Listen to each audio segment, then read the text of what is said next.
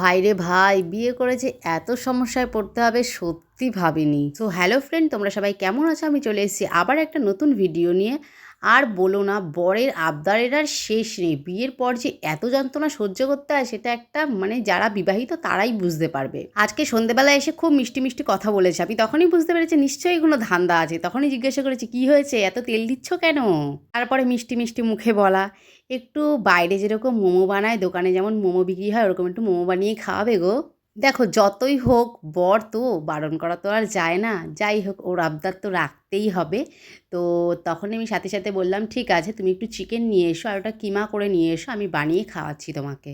ও মা, বলতে না বলতে দেখি পেছন থেকে প্যাকেট বার করে বলছে এই তো আমি চিকেন কিমা করে নিয়ে চলে এসেছি। তাহলে ভেবে দেখো, পুরো প্ল্যান করেই রেখেছিল যে আজকে আমাকে দিয়ে মোমো বানাবেই।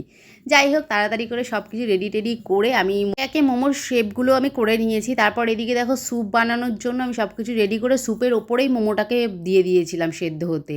এখন দেখো হয়ে গেছে, আমি তো নামিয়ে নিচ্ছি। এবার বরকে ডেকে দেখাই যে হয়েছে নাকি রেস্টুরেন্টের মতন। বলো কেমন হয়েছে খেতে।